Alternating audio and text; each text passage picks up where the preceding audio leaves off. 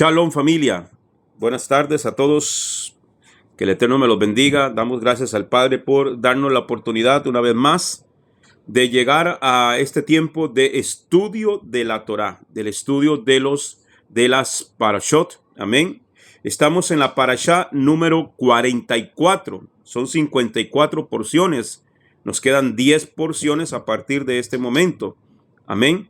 Entonces 10 semanas más para culminar lo que es el estudio de el ciclo anual de las parashot. Y agradecidos con el Eterno por darnos la fortaleza por todo un año. Este año lo decidimos hacerlo nosotros y creo y espero que haya sido de bendición y que sea de bendición para cada uno de nosotros. Amén. Bien. Estamos en la parashá Devarim, iniciando el libro de Devarim. Ese es el nombre de el que conocemos como Deuteronomio. Amén. Ayer estuvimos explicando un poquito el porqué de este significado. ¿Qué significa la palabra Devarim? Significa palabras. Eso es lo que significa. Amén. Y es el resumen de lo que Moisés hace antes de su muerte. En los últimos 36 días de vida están recopilados aquí en este libro de Devarim. Amén.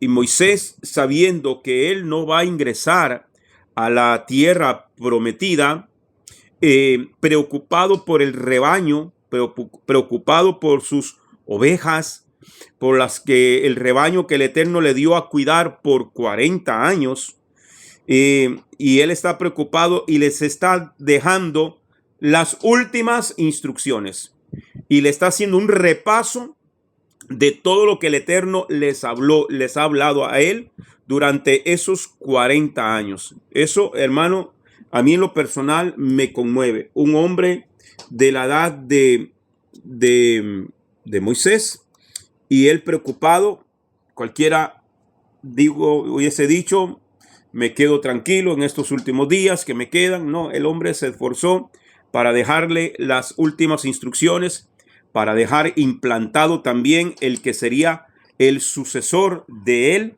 el que seguiría la tarea de llevar al pueblo hacia la tierra prometida, y eso recayó sobre los hombros de un hombre llamado Yehoshua, que le conocemos como Josué. Amén. Bien, entonces en Devarim capítulo 1, versículo 13, vamos a ver lo que es la segunda aliyá. La segunda aliyá. Dice ahí en Deuteronomio capítulo 1, versículo 13. Dice: dadme de vuestra parte varones sabios, entendidos y conocidos de vuestras tribus, a quienes yo ponga por caudillos vuestros, por líderes vuestros o por jueces también. ¿Ok? Entonces, varones sabios fueron puestos por jefes sobre Israel. Entonces, antes de partir, él está acomodándolo todo. Y por órdenes del Eterno, le está diciendo que tiene que conseguir hombres. Amén. Moshe exige 4 requisitos para poder ser juez. Los 4 requisitos son, vamos a verlos. Número 1, tiene que ser hombre. ¿Ok? Para ser juez en Israel, tenía que ser varones, hombres. Tiene que ser hombre. La palabra hombre en hebreo se dice ish, del Strong H 376, del Gran Diccionario Enciclopédico de la Biblia, no del Strong. La halajá hebrea, según Shulchan Aruch José Mishpat 7.4 del Talmud, no permite que una mujer actúe como juez. O sea, el Eterno no exigió mujeres para que fuesen jueces. Amén. Y entonces alguien ya va a brincar, y antes que me brinquen las damas, me van a decir, Débora era juez. Ok, ¿por qué Débora fue juez en Israel? Débora fue una excepción por no haber hombres ya en aquel momento. Y es por eso, amados hermanos, que hoy tenemos pastoras en algunas o predicadoras en algunas congregaciones. Amén. ¿Por qué? Porque cuando el hombre no quiere, cuando el hombre no toma el rol que le corresponde, cuando el hombre no toma el rol de liderazgo dentro de su casa, mucho menos va a poder ser un líder dentro de la congregación. No va a poder manifestar el propósito de Dios en su vida. ¿Cuál es el propósito del Eterno para los hombres? Que seamos cabeza. Cabeza. Amén. Ese es el rol que el Eterno le entregó al hombre, ser cabeza en el hogar y cabeza como líder dentro del rebaño del Eterno. Cabeza. El problema es que hoy hay más cabezones que cabezas. ¿Entiende? Nosotros tenemos que ser cabeza. Cabeza. Y una cabeza es un líder espiritual dentro de su casa, dentro de su familia, guiando al rebaño que el Eterno le entregó. ¿Cuál fue el rebaño que el Eterno te entregó a ti como hombre? Tu casa, tu hogar, tus hijos, tu esposa, tu familia. Eso es un hombre. En la perspectiva del Eterno. Eso es un hombre, un ish, un líder de su casa. Un líder espiritual que guía a su familia por el camino correcto. Amén. Entonces, para ser juez en Israel, número uno, ser hombre. Pero no cualquier hombre. Entonces viene el segundo requisito. Tiene que ser sabio. Sabio. Este es en el hebreo, sabio se dice jahan, jahan. Algunos ponen con doble J, es jahan. Básicamente la pronunciación, que significa sabio, inteligente, ingenioso. Entonces tiene que ser, como decían los abuelos anteriormente, decían pellizcado, chispa, ingenioso en las cosas del Eterno. Amén. Siempre buscando la solución. Un hombre sabio dentro de la congregación, un líder sabio dentro de la congregación, no trae problemas, trae soluciones. Trae soluciones. Amén. Entonces, tenía que ser hombre, tenía que ser un hombre sabio. Amén. Sabio, inteligente, ingenioso. La sabiduría que según el rabino Hirsch en el libro Bereshit, en su libro Bereshit, en la página 759, está relacionada con la palabra Agán. Agán o Agán, que tiene que ver con una acumulación de aguas. Esa palabra Agán es acumulación de aguas. Es la capacidad. Entonces, cuando está hablando de sabio, es una persona que tiene la capacidad intelectual para captar, para entender, para retener verdades y entender la naturaleza y el propósito de cada cosa. En este caso se refiere a personas conocedoras de la Torá. Entonces, cuando aquí hace referencia al sabio para ser un juez, tiene que ser una persona, un hombre sabio, conocedor de la Torá. Conocedor. ¿Ya? ¿Qué es un hombre inteligente? Un hombre que se prepara en la Torá. No es que agarran un versículo como usted lo ve hoy en día, que agarran la Biblia, amados hermanos, y la tiran para allá y para acá, y a veces del Tim Marín, del Dopingüe, a ver qué van a predicar. Porque no tienen la capacidad, no tienen la sabiduría, no tienen la inteligencia, no son hombres sabios de prepararse en la Torá. Sino que andan copiando mensajes de YouTube, mensajitos de otros predicadores, los acomodan a su manera y ni siquiera tienen la hombría y la integridad de decir de dónde sacaron esa enseñanza, sino que la tiran como que si ellos la hubieran escrito, la hubieran preparado y se hubieran quemado las pestañas preparando una predicación. Eso no es ser íntegro.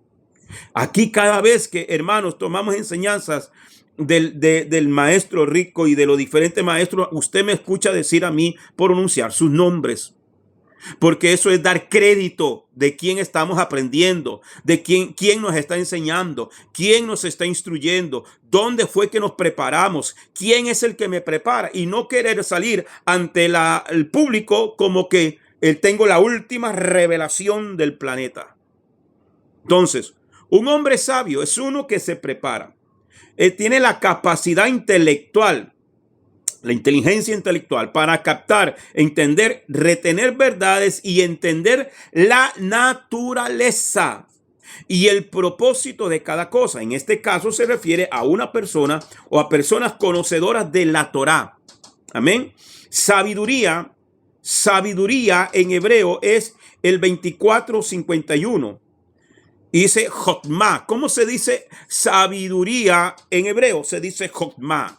Jotma. ¿Ok? Es conocimiento acumulado. Porque el conocimiento te da sabiduría. ¿Ok? Entonces, los requisitos para ser un juez, para ser un líder, para ser un caudillo, para ser un ministro. Número 1, un hombre. Número 2, un sabio. Número 3, tiene que ser entendido. Entendido. Entonces, la palabra hebrea, amén, para entendido es el H995 y se dice bein, y significa apto, atento, buscar, caso, comprender, comprensión, conocimiento, considerar, cordura, darse cuenta, discernimiento, discernir, docto, enseñar, entender, entendido, entendimiento, instruir, inteligencia, maestro, mirar, observar, prestar atención, prudente, respetar, saber, sentir. Todo eso encierra un entendido en hebreo. Amén. Por eso es que aquí estudiamos la profundidad del idioma para poder entender bien qué es lo que la palabra nos quiere dar a entender a nosotros, los quiere decir a nosotros. Y hay que buscar la raíz de las palabras para poder entender. ¿Ok? Entonces, el entendimiento es la capacidad de discernir y separar entre una idea y otra, y así sacar nuevas conclusiones. En este caso, tienen que saber sacar conclusiones correctas de los hechos que están delante de ellos. Amén. Entonces, es una persona que sabe escuchar los casos. Recuerde que estamos hablando de jueces, ¿ok? Escuchar los casos, escuchar los testimonios, escuchar los alegatos de cada una de las partes para poder entender. Para poder entender, usar la capacidad del conocimiento de la Torá, del discernimiento espiritual para poder entender y poder así juzgar con un justo juicio cada caso. Amén.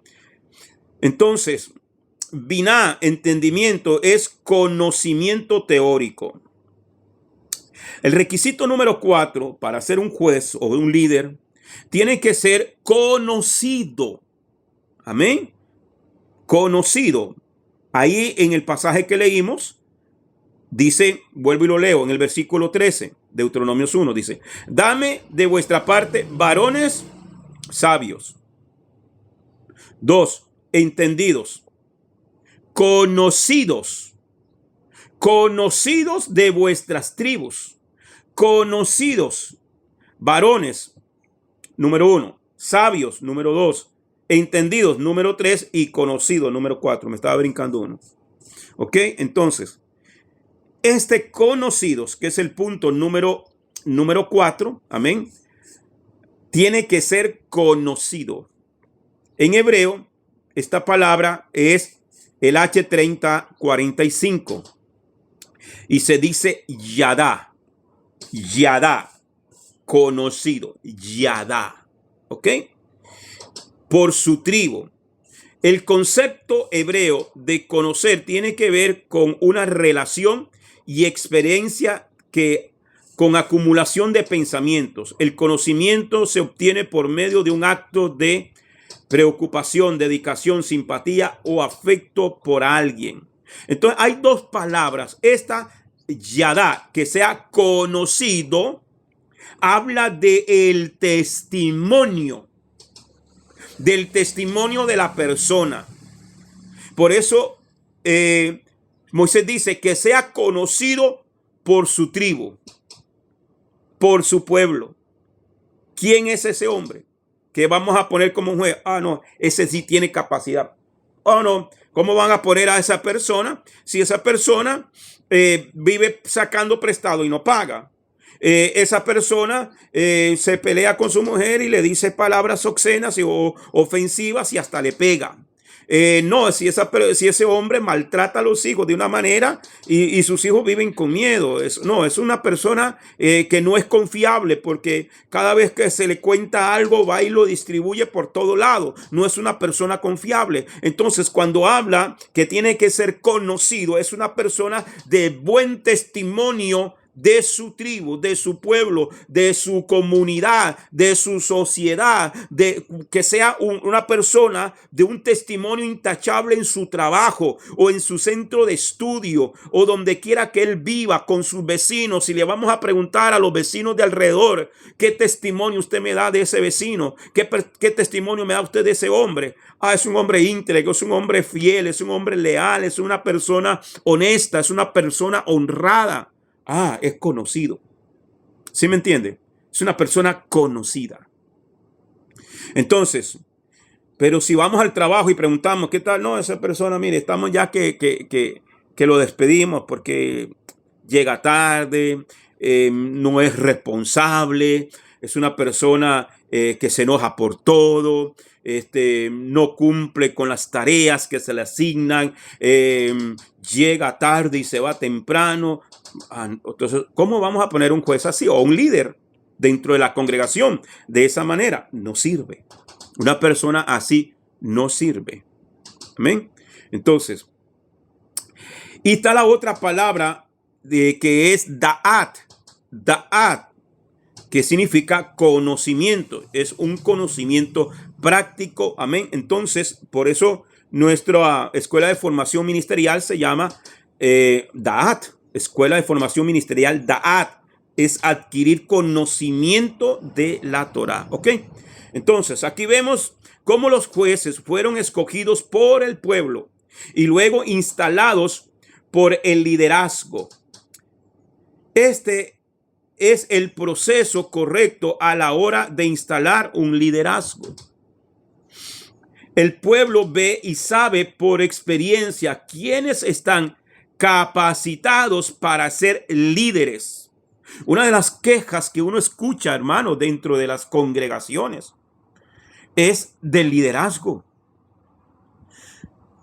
Y aunque el liderazgo sí es puesto por el Eterno, pero tiene que tener un testimonio con el pueblo.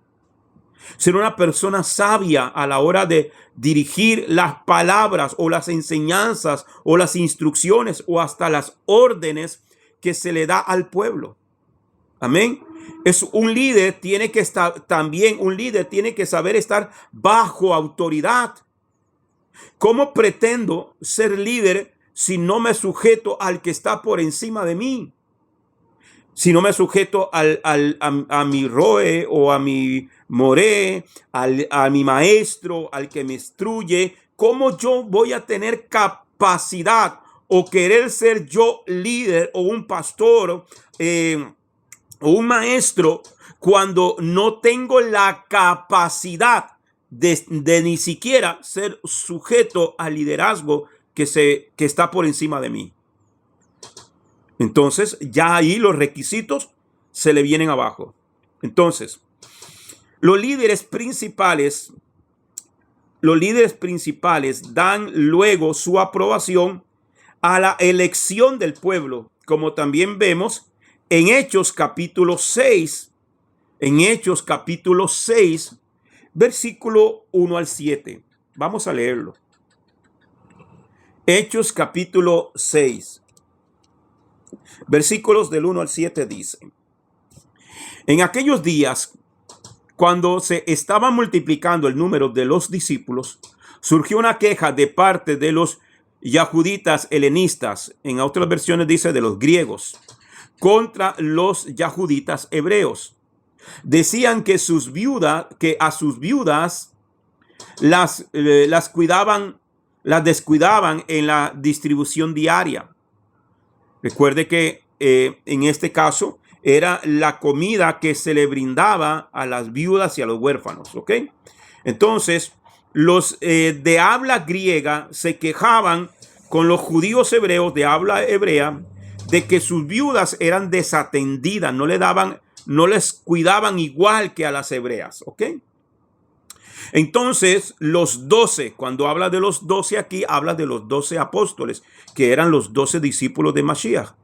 Después de convocar a todo el grupo de los discípulos, dijeron: no es correcto que nosotros dejemos la palabra de Yahweh para servir a las mesas. ¿Qué estaban diciendo acá? O sea, nosotros, los que estamos encargados de enseñarles a ustedes la Torá, no está bien que nosotros descuidemos el estudio de la Torá, que descuidemos la preparación de las enseñanzas para tener que ir a atender estos trabajos. No podemos hacerlo todo. El trabajo en la obra tiene que distribuirse. ¿Ok? Entonces, en el versículo 3 dice: así que, hermanos, busquen entre ustedes a 7 hombres. Y vamos a hacer el tanit aquí, la asociación, la comparación con el versículo de Devarim 1:13. Hombres, le dicen al pueblo, busquen entre ustedes hombres, amén, de buena reputación. Que habla buena reputación, que sean conocidos, que tengan un buen testimonio entre el pueblo, que el pueblo conozca de ellos, que son hombres íntegros, hombres de buena reputación, llenos del espíritu y de sabiduría, para que los encarguemos de esta tarea. Nosotros seguiremos ocupados en la oración y en el servicio de la palabra, o sea, en la predicación de la palabra, en la enseñanza. La propuesta agradó a toda la multitud y escogieron ¿a quién? A Esteban, un hombre lleno de fe, de emuná y de espíritu, de santidad. O sea, que era un hombre de un testimonio intachable, de santidad. A Felipe, a Prócoro, a Nicanor, a Timón, a Parmenás y a Nicolás, un prosélito de Antioquía. Un prosélito es un gentil que se convirtió. ¿Ok? Eso es un prosélito. Era un griego de Antioquía.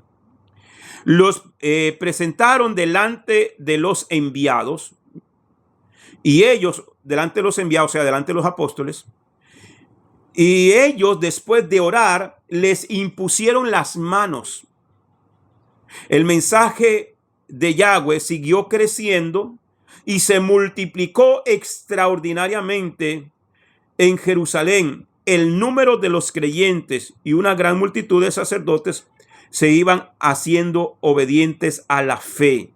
Sacerdotes, o sea, levitas también se convertían. Pero vemos aquí que se ordena el trabajo. Los que están encargados en la enseñanza eran los apóstoles, los que habían caminado con Yeshua. Y ellos dijeron: no podemos nosotros descuidar esto para ocuparnos de esto otro. Escojan entre ustedes hombres sabios de buen testimonio. ¿Ok? En esta ocasión había una necesidad similar a la que hubo en el desierto. Los mismos requisitos son listados para los que iban a trabajar con la distribución económica entre los pobres de la comunidad. Número 1, hombres. De buena reputación, yadá, que sean conocidos. lleno del Espíritu, lo que produce entendimiento y capacidad creativa, Beín, lleno de sabiduría, Jacán, ¿ok? El suegro de Moshe, Yetro, o Jetro, como lo tradujeron, propuso otras 4 cualidades en Éxodo 18:21, donde está escrito, otras 4 cualidades, ¿ok? Lo vemos rápido. Éxodo 18:21 dice: además, escogerás de entre todo el pueblo hombres. Ahí están, hombres. ¿Cómo tienen que ser esos hombres? Temerosos de Dios. Temerosos de Dios, temerosos de Adonai. Requisito número 2. Hombres veraces. Hombres veraces. 3. Que aborrezcan las ganancias deshonestas. 4.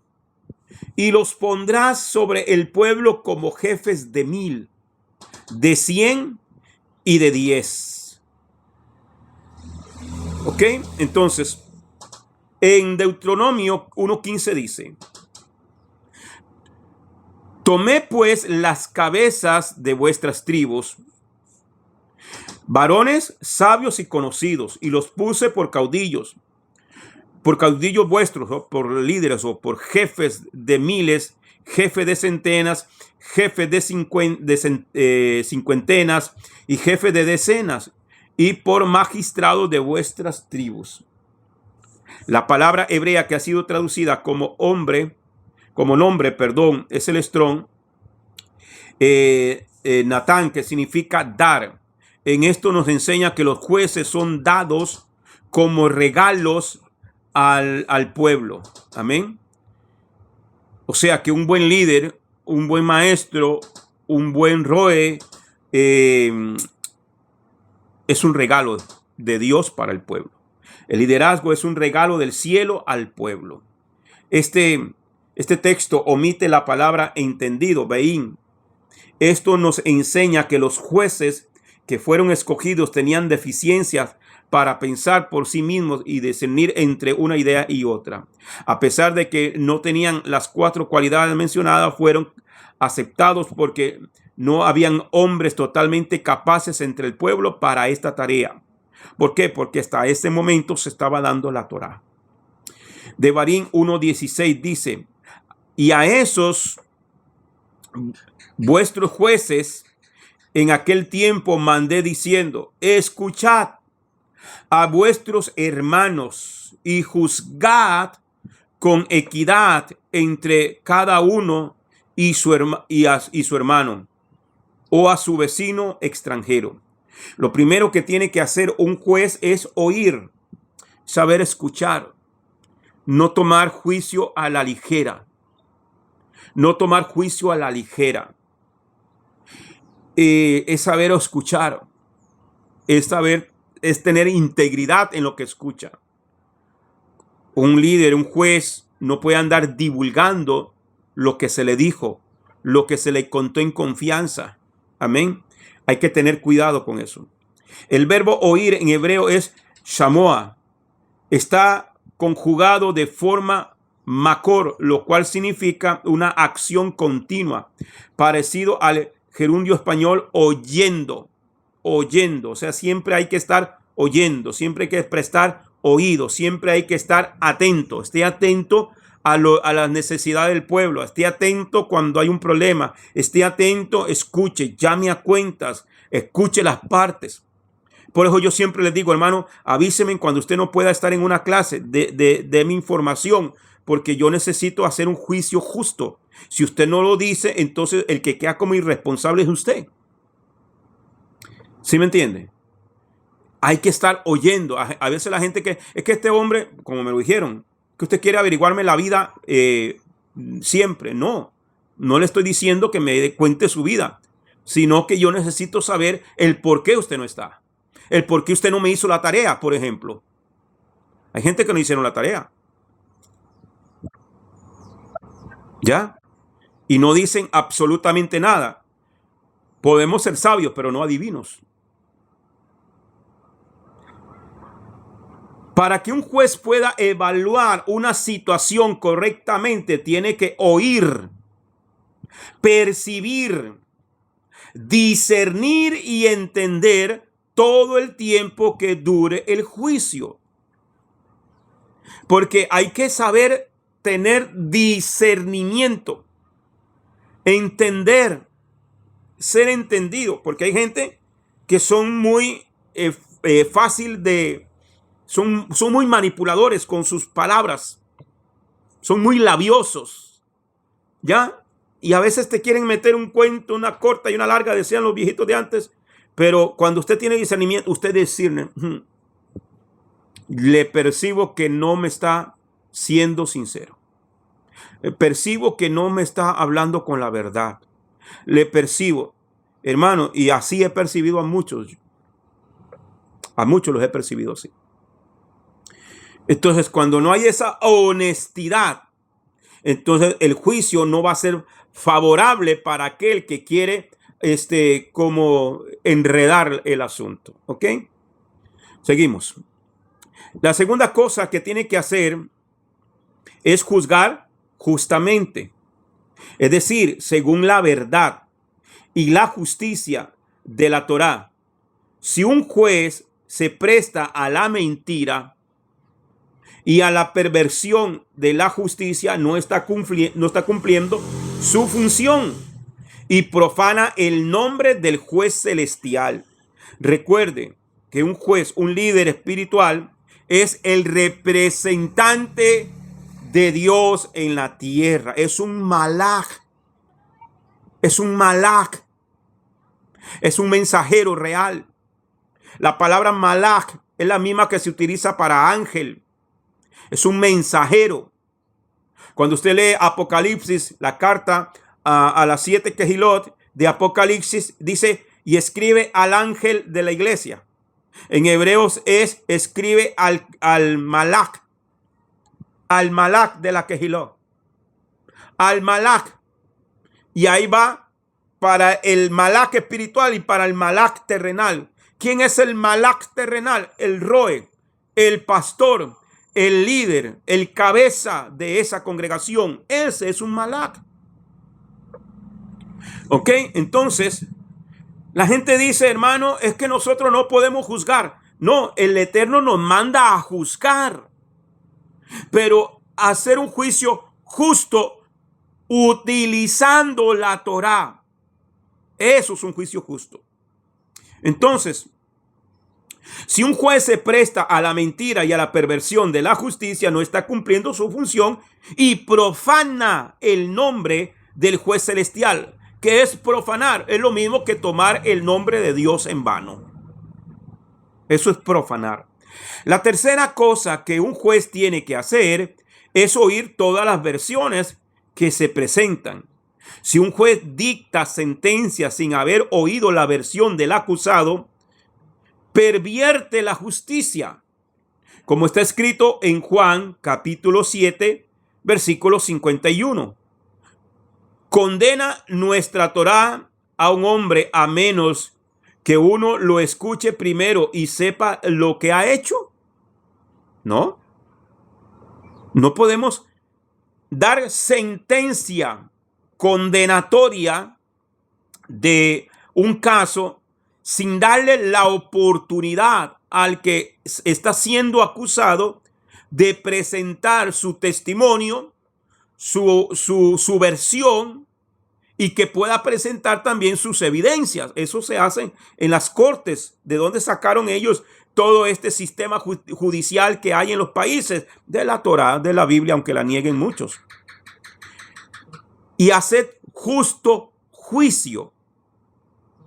Entonces, no es, amados hermanos, de que no podamos, de que no haya que juzgar. No, hay que juzgar. Pero hay que hacer un justo juicio basado en la Torá. Entonces, hermanos, cuando hay casos en las congregaciones, que se oyen casos de adulterio, de fornicaciones, de cosas. Ay, hermano, eso no me toca a mí juzgarlo, eso le toca a Dios. No sirves como líder. No sirves como maestro. No sirves como un pastor, no sirves. Porque te estás haciendo de la vista gorda. Líderes que por no, hermano, para que no le quiten el carguecito que le dieron, su puestecito, para que no le quiten su plaquita aquí de ujier o de diácono, le pasan por alto al ministro un montón de cosas o a los otros líderes. Gente que roba, gente que adultera, gente que miente, gente que hace mentiras y mentiras y mentiras de cosas dentro de la congregación, pero eso hay que dejárselo a Dios. Y entonces, ¿para qué Dios te puso ahí de líder? ¿Para qué Dios te puso un cargo? ¿Para qué Dios te dio una autoridad? Si no quieres meterte en problemas, es que el asunto es ese. La gente quiere quedar bien con Dios y quedar bien con el diablo y no se puede. O le sirves a Dios o le sirves al diablo. No le podemos servir a dos señores. Pregúntese usted mismo, ¿a quién le estoy sirviendo? ¿A quién le sirvo yo? Cuando se meten y se hacen cosas dentro de las congregaciones que son más perdidos que el mismo diablo, más mundanos que el mundo, no hay que juzgar. Porque ahora con el famoso cuento de actos proféticos, se hacen barbaridades. Barbaridades. Y los últimos casos que hemos visto, hermano, es haciendo procesiones en Semana Santa, igual que la Iglesia Católica, dentro de congregaciones que se hacen llamar siervos de Dios. Y usted escucha pastores justificando eso.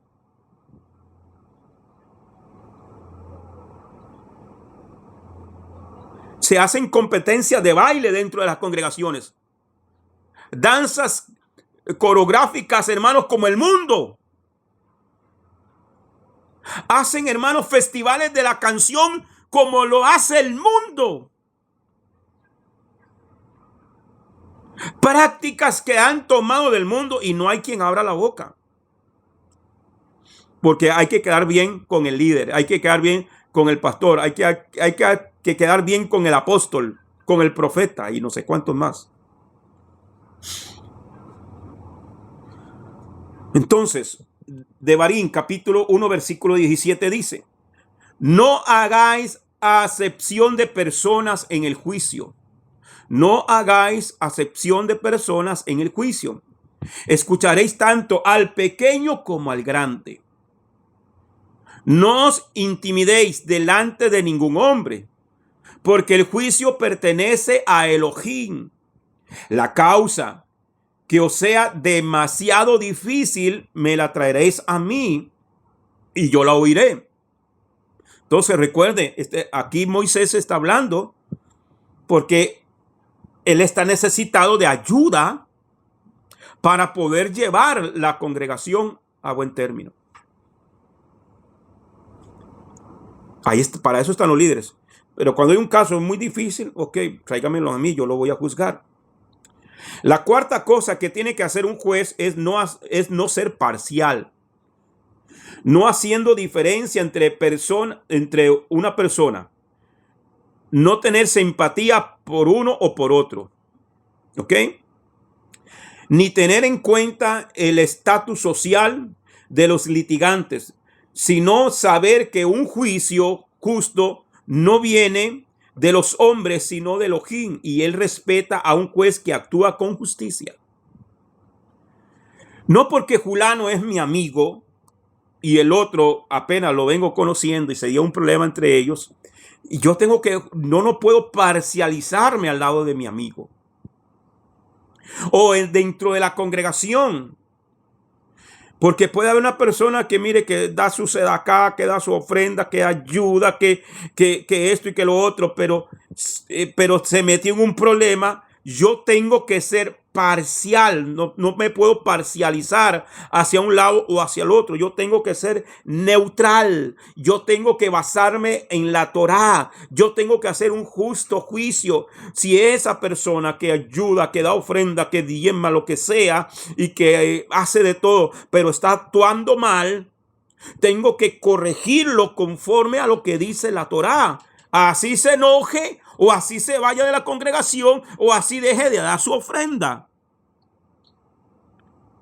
Porque le aseguro que el Eterno no nos dejará morir de hambre cuando hacemos justicia.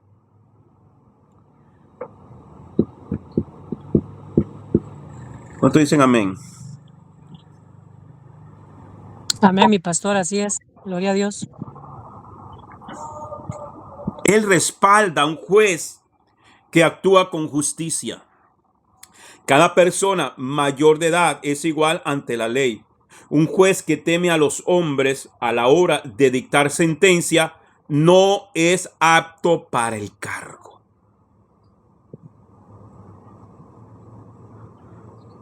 Cada persona, amén, tiene derecho a ser juzgado justamente. Un juez, un líder, un pastor, un padre espiritual, un rabino, como usted quiera decirlo, que teme a los hombres, que le tiene miedo a Julanito, uy, que Julanito se me va a ir. Si se quiere ir, se va. El que se quiere ir, hermano, hace tiempo se fue. Hace tiempo. Yo recuerdo que en Horquetas de Sarapiquí, pastoreando yo por esos lados, había una familia bastante numerosa. Económicamente estaban bastante bien. Y tenían una muchachita de como de 13, 14 años. Muy desarrolladita la muchachita, muy bonita. Es una edad, esas edades son... y no sé, como que en la zona tropical la muchacha se desarrolla mucho. Bueno, resulta ser que esa familia básicamente sostenía la congregación. Básicamente sostenía el ministerio.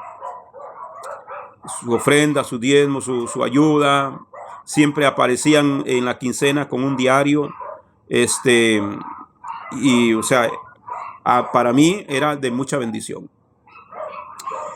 Y hasta que el día en que la muchachita, sí, usted sabe que esas edades son rebeldes y las muchachitas quieren andar casi desnudas y en minifaldas, y venían ahí unas situaciones, hermano, de que se sientan atrás, tirados así y no ponen atención. Bueno, pero ya ahí es un problema del papá y de la mamá. Resulta ser que un día se me presentan los dos y me dicen que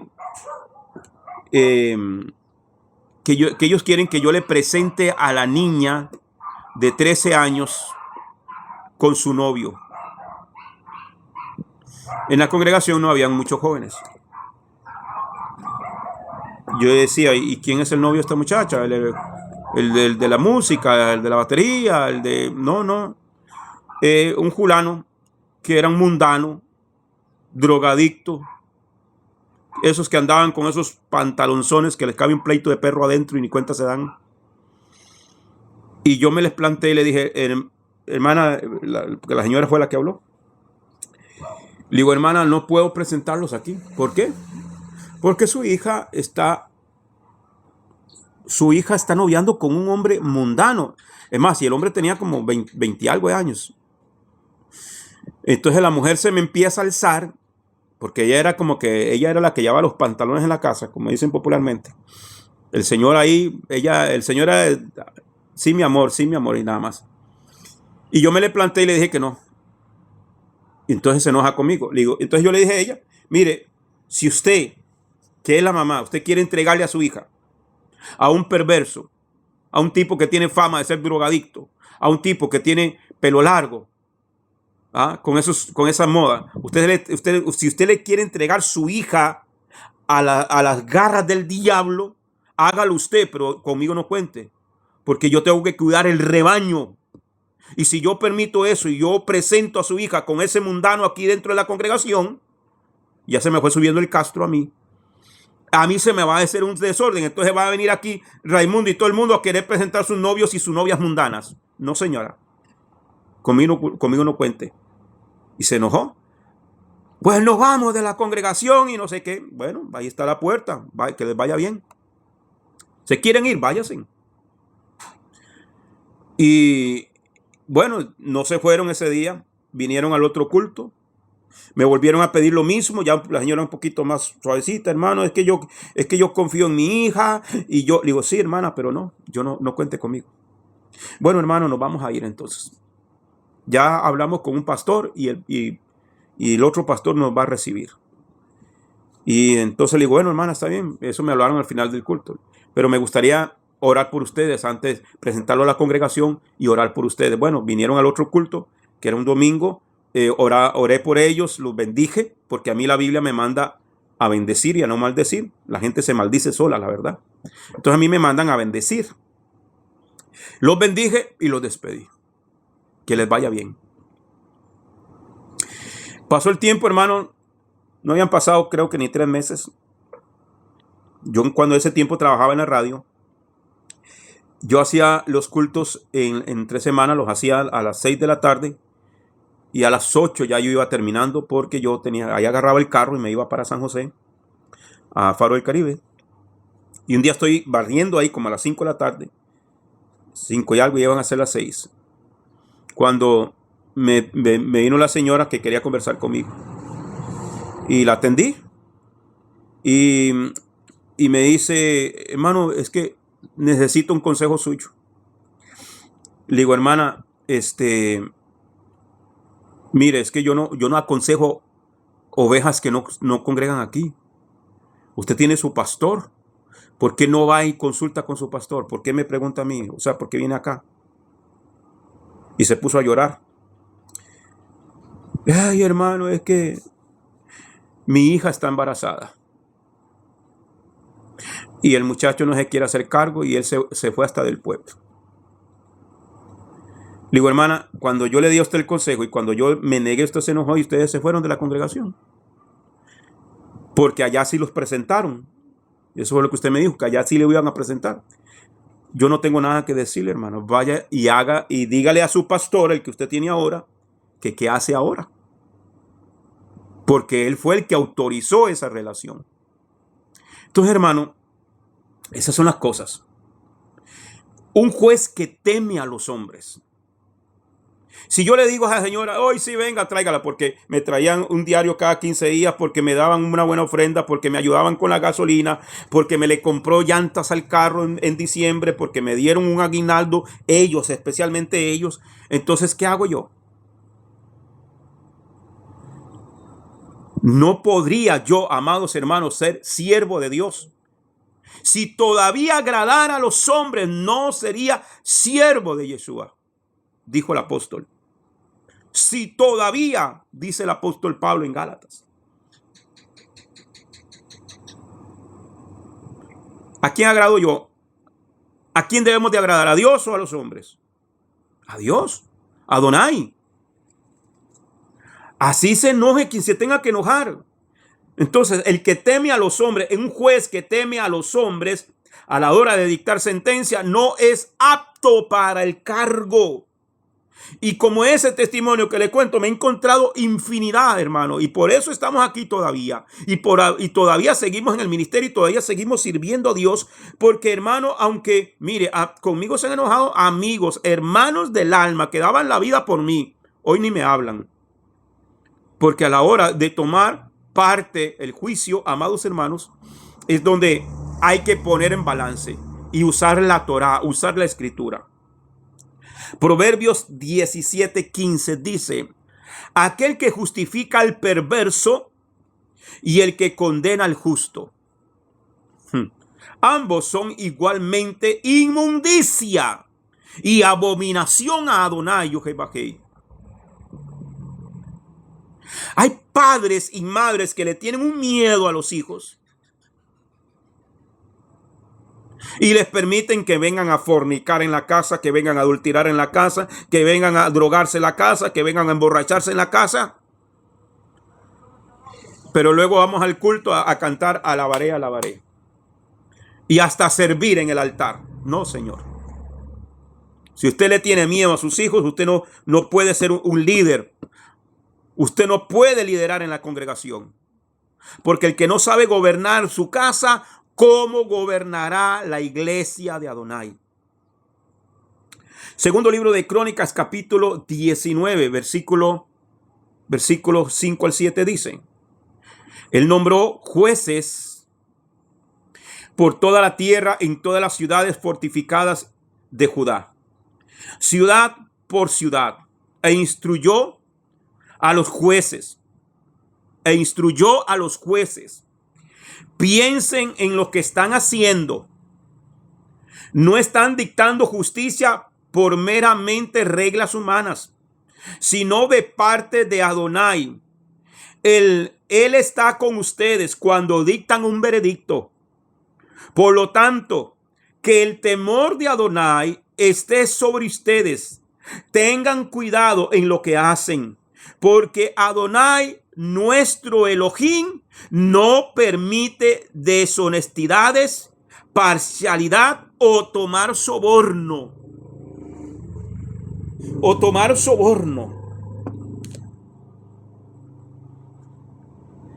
Hay gente que quiere sobornar con la ofrenda o con el diezmo.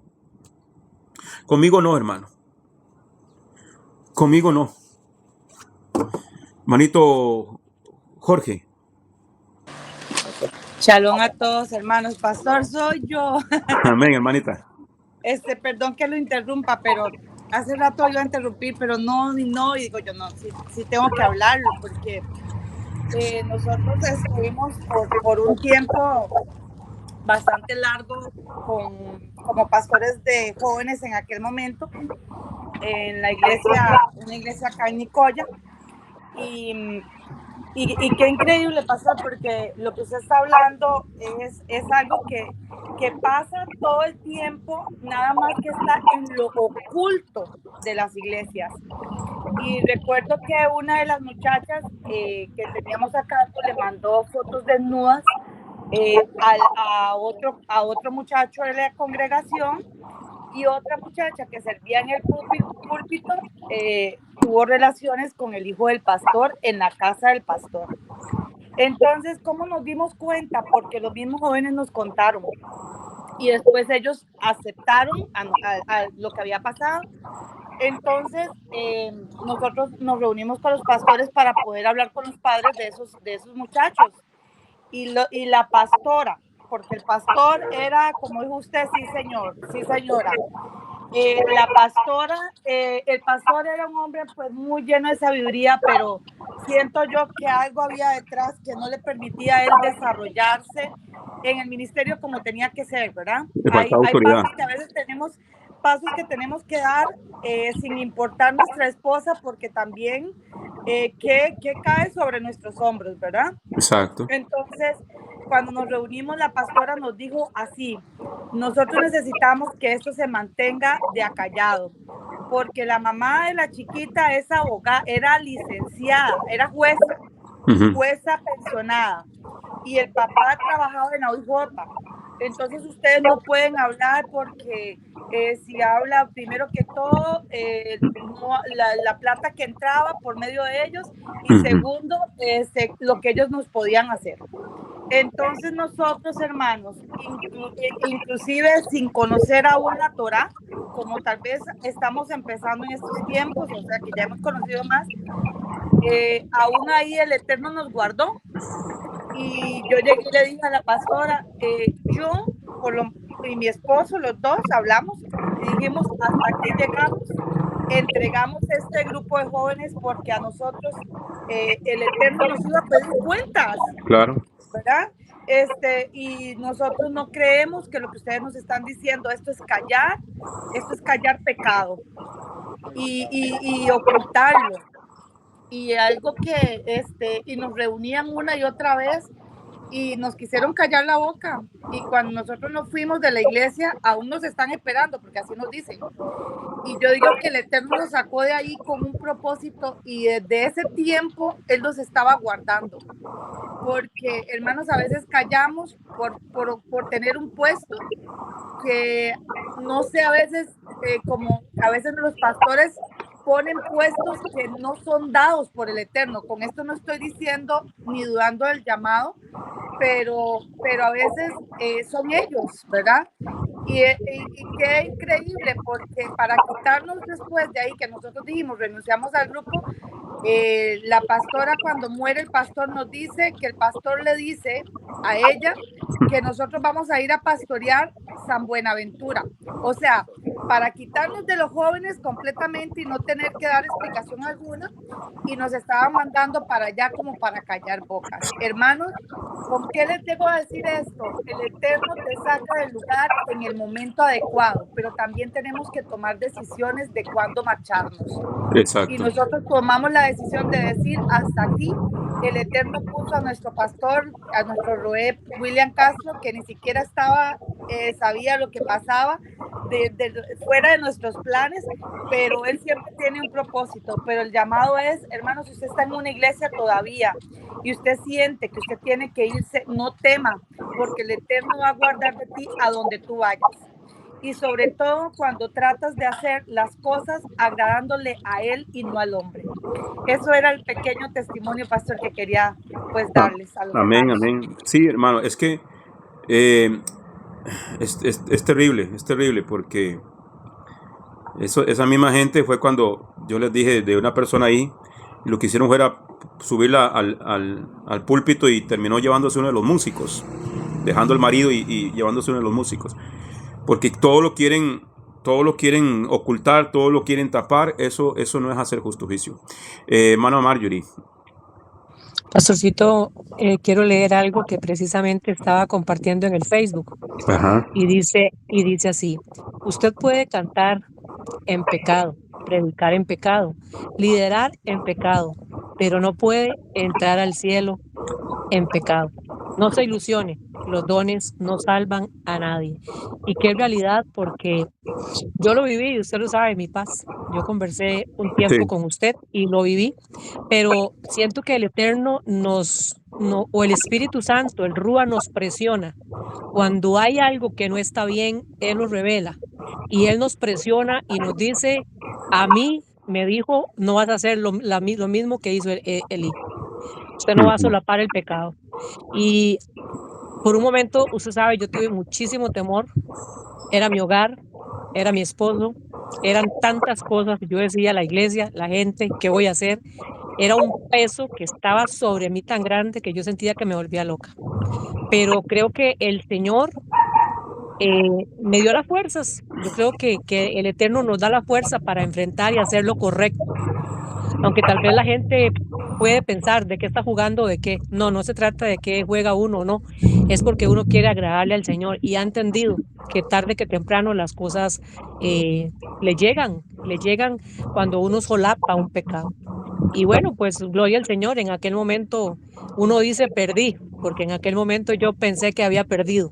Hoy por hoy veo que solo gané. Gloria al Señor, que solo he visto las bendiciones del Eterno. Entonces, siempre es bueno hacer lo correcto, mi pastor, y como usted lo está hablando, no solapar un pecado, porque podemos hacer muchas cosas bajo pecado y podemos esconderle a las personas lo que hacemos, pero al Señor es que debemos de pensar, o sea, al Señor no le engañamos, y al final y al cabo, ni los dones, qué lindo que predica, qué lindo que canta, qué lindo que danza, pero eso no le sirve para nada, ni las obras, nada. Es lo que usted y yo tengamos en el corazón, es la obediencia al Señor, es la santidad que podamos tener, y eso es lo que en realidad nos va a llevar a un camino directo.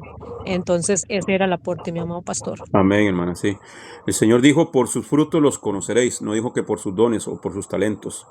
Por sus frutos los conoceréis. Bien, amados. Voy a terminar acá con esta cita porque ya son las 6:30 y tenemos clase de formación ministerial a las 7. ¿Ok? Entonces dice Devarim 16, 19 al 20, dice, no torcerán la justicia o mostrarán favoritismo y no aceptarán un soborno, porque un regalo ciega los ojos del sabio y tuerce las palabras de aún el recto. Justicia, solo justicia perseguirán, para que vivan y hereden la tierra que Adonai su Elohim les está dando. Entonces, según en la Torah con Rashi y la Torah Toldot, dice que hay 5 maneras de pervertir la justicia. Número 1, escuchar a uno de los litigantes antes de que el otro llegue, lo cual es favoritismo. 2, actuar parcialmente a favor de uno de los litigantes. 3, acomodar la sentencia a favor de uno u otro de acuerdo a su estatus. No dar suficiente tiempo a un caso o tratarlo con poco cuidado. Y 5, dictar una sentencia por falta de conocimiento de la Torá o la halajá, las leyes prácticas de la Torá. ¿Ok? Bien, amados, vamos a dejarlo aquí. Vamos a terminar aquí la tercera liyá rápidamente.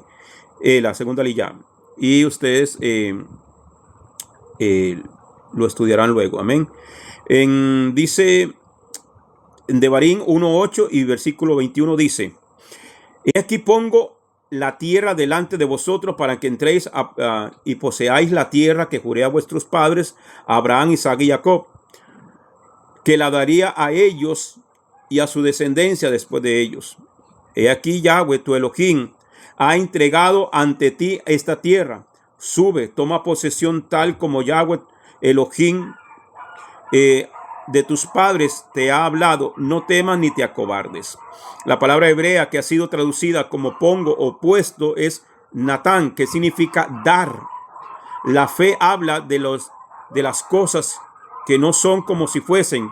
Adonai ya había dado la tierra a los hijos de Israel, pero hacía falta una respuesta a este hecho espiritual por parte de ellos. El camino a los milagros casi siempre tienen una participación de un esfuerzo humano. Hashem da una promesa y el hombre tiene que pagar un precio para ver esa promesa cumplida. La gran mayoría de las promesas de Hashem necesitan la participación humana para su cumplimiento. Amén, amados. Bien, logramos ver apenas 2 aliyot de esta parashá. Nos quedaron 4 sin ver, amados, pero creo que lo que vimos fue bastante sustancioso. Bien, vamos a orar, amados, y nos vemos a las 7 en el otro grupo de formación ministerial. Oramos. Baruch atah Adonai Eloheinu melech haolam, asher natan lanu et torato Torah emet, bajeye olam natá betujeno. Baruch atah Adonai divrei hatorah. Bendito eres tú, Adonai, Elohim nuestro, soberano del universo, que nos has entregado su Torah, una Torah de verdad, y que ha implantado en nuestro interior la vida eterna. Bendito eres tú, Adonai, donador de la Torah. Amén, familia. Shabbat Tov. Que el Eterno me los bendiga. Nos vemos a las 7. Amén, paz. Muchas gracias. Shalom, shalom. Adiós, gracias. Shalom.